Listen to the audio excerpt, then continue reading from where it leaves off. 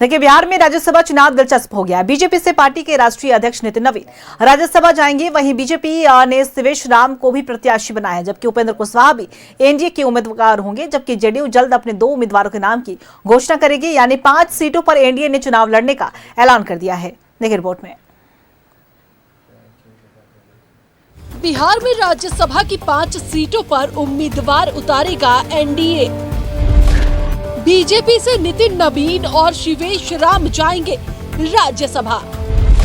JDU के 2 उम्मीदवारों के नामों की घोषणा जल्द। 5वीं सीट पर आरएलएम अध्यक्ष उपेंद्र कुशवाहा करेंगे नामांकन। बिहार में राज्यसभा की 5 सीटों पर चुनाव हो रहे हैं। अब इन 5 सीटों पर एनडीए ने उम्मीदवार उतारने का ऐलान किया है। बीजेपी ने पार्टी के राष्ट्रीय अध्यक्ष नितिन नवीन और शिवेश राम को उम्मीदवार बनाया है। वहीं आरएलएम अध्यक्ष उपेंद्र कुशवाहा भी एनडीए की ओर से प्रत्याशी बनाए गए हैं, जबकि जेडीयू के 2 उम्मीदवारों की घोषणा बाकी है। इस पर एनडीए चुनाव लड़ेगी। उसमें 2 सीट पर भारतीय जनता पार्टी के प्रत्याशी चुनाव लड़ेंगे, एक आरएलएम से लड़ेंगे और 2 जनता दल यू से प्रत्याशी होंगे। भारतीय जनता पार्टी के राष्ट्रीय अध्यक्ष इसी बिहार के मिट्टी के लाल है। केंद्रीय नेतृत्व को मैं धन्यवाद भी देना चाहता हूं कि बिहार को पुनः उन्होंने मौका दिया अपने राष्ट्रीय अध्यक्ष जी को राज्यसभा भेजने के लिए। तो प्रथम प्रत्याशी के रूप में आदरणीय नितिन नवीन जी हमारे राष्ट्रीय अध्यक्ष केंद्रीय नेतृत्व ने घोषित किया है। दूसरा, प्रदेश के महामंत्री और सासाराम से लोकसभा के प्रत्याशी रहे शिवेश राम जी, वो प्रत्याशी होंगे। आरएलएम से एनडीए से उपेंद्र कुशवाहा जी नामांकन करेंगे 5 तारीख को, और 2 जनता दल यू से 5 हमारे प्रत्याशी 5 तारीख को अपना नामांकन करेंगे। हमने 3 कैंडिडेट का नाम अनाउंस किया है। बाकी 2 कैंडिडेट का नाम भी बहुत जल्द लोगों के बीच में आ जाएगा। जो उम्मीदवार चुने जा रहे हैं वो उम्मीदवार जनता से जुड़े हुए उम्मीदवार हैं, और हमारा लक्ष्य होगा कि सभी 5 उम्मीदवार राज्यसभा के सदस्य के तौर पे अपना योगदान सुनिश्चित करेंगे। 9 अप्रैल को बिहार से राज्यसभा की 5 सीटें खाली हो रही है। 4 सीटों पर एनडीए की जीत तय है, लेकिन 5वीं सीट पर राह आसान नहीं है। राज्यसभा की 1 सीट जीतने के लिए चाहिए 41 विधायकों के वोट। एनडीए के 202, महागठबंधन के 35, एआईएमआईएम के 5 और बीएसपी के 1 विधायक।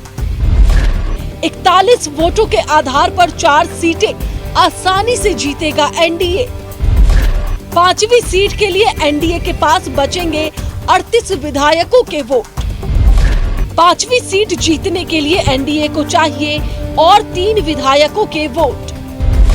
महागठबंधन को 1 सीट जीतने के लिए और 6 विधायकों की जरूरत। एआईएमआईएम के 5 और बीएसपी के 1 विधायक की होगी अहम भूमिका। 5वीं सीट के लिए एनडीए को जुटाने होंगे और 3 विधायकों की वोट, जबकि महागठबंधन के 35 विधायक हैं। ऐसे में उसे और 6 विधायकों की जरूरत है। इधर उम्मीदवारों के नामों के ऐलान के साथ ही आरजेडी ने परिवारवाद को लेकर एनडीए पर हमला बोला है।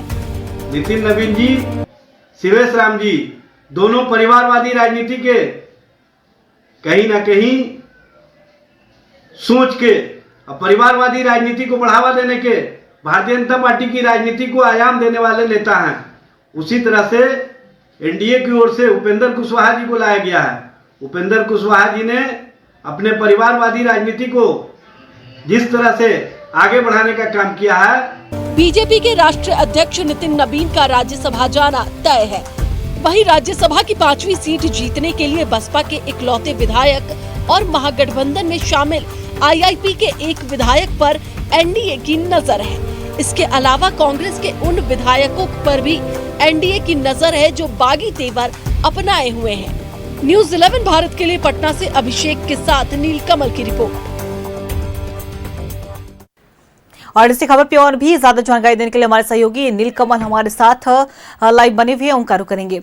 नीलकमल, देखिए राज्यसभा चुनाव को लेकर कहीं ना कहीं बिहार में सियासत गर्म है और काफी ज्यादा दिलचस्पी अभी तक बनी हुई है। और खासतौर पर अगर हम बीजेपी की बात करें तो बीजेपी की तरफ से दो नाम सामने आए। पहला नाम सामने आया राष्ट्रीय अध्यक्ष नितिन नवीन का और दूसरा नाम आया शिवेश राम का, जिन्हें प्रत्याशी बना दिया गया है। और वहीं उपेंद्र कुशवाहा एनडीए की तरफ से तय माने जा रहे हैं, लेकिन जेडीयू ने अभी तक अपने नामों का ऐलान नहीं किया है। ऐसे में किस तरीके से रणनीति बनती हुई नजर आ रही है? बिहार में अभी तक क्या कुछ माहौल देखने को मिल रहा है राज्यसभा चुनाव को लेकर?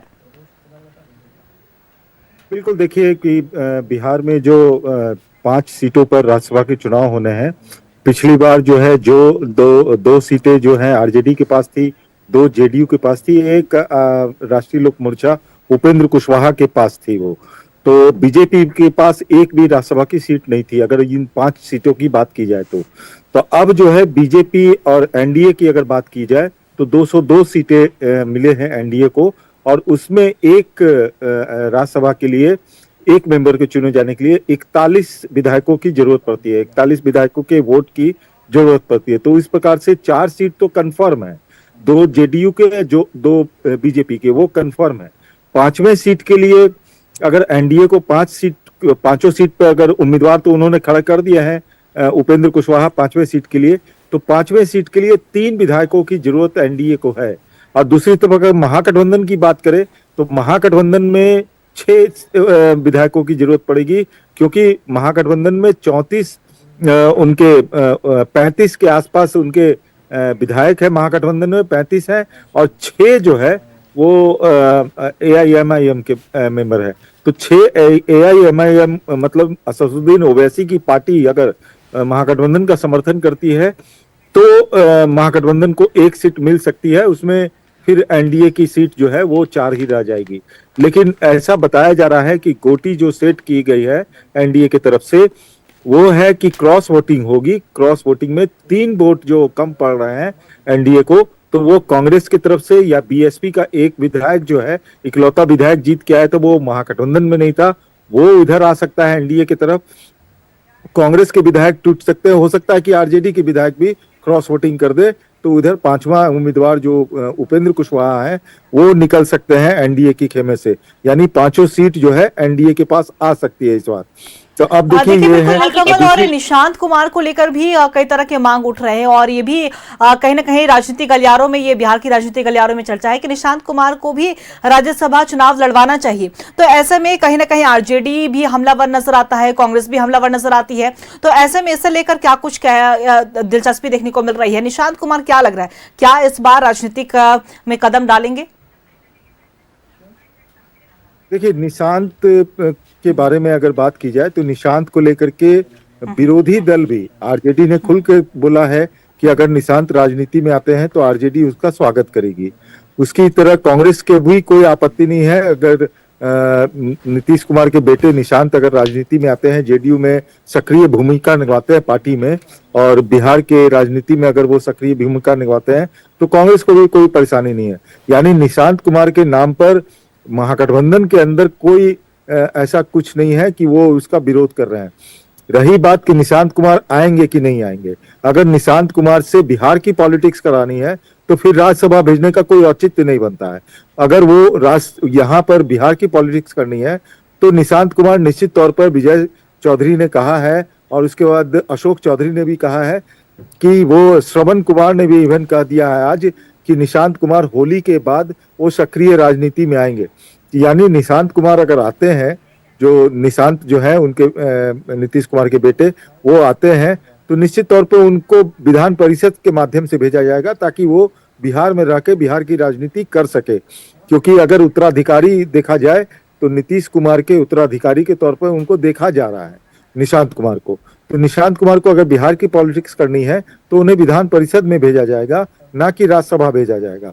राज्यसभा भेजने का मतलब है, अब आप देखिए जेडीयू की तरफ से एक नाम तो कंफर्म है, रामनाथ ठाकुर, जो रिपीट हो रहे हैं, जो कर्पूरी ठाकुर के पुत्र है और केंद्रीय मंत्री भी है, तो वो एक नाम तो तय है। दूसरे नाम पे मंथन चल रहा है कि क्या हरिवंश जी को रिपीट किया जाए, जो अपर हाउस में जो उपसभापति हैं हरिवंश जी, या फिर जो यहाँ पे मनीष वर्मा है, जो वरिष्ठ IAS रह चुके हैं। देखिए बिहार बिल्कुल से- नीलकमल, और आने वाले समय में जब राज्यसभा का चुनाव होगा, और हालांकि अब जेडीयू का इंतजार है, जेडीयू कब अपने नामों की घोषणा करती है, दूसरी तरफ आरजेडी कांग्रेस की भी बात हो देखनी होगी किस तरीके से वहां इंडी गठबंधन में राज्यसभा चुनाव को लेकर क्या कुछ रणनीति तैयार होती है, क्या कुछ राजनीति गर्माती है। नजर बना के रखिएगा, अपडेट हम आपसे लेते रहेंगे। फिलहाल आपने तमाम जानकारी साझा की, इसके लिए आपका बहुत बहुत शुक्रिया।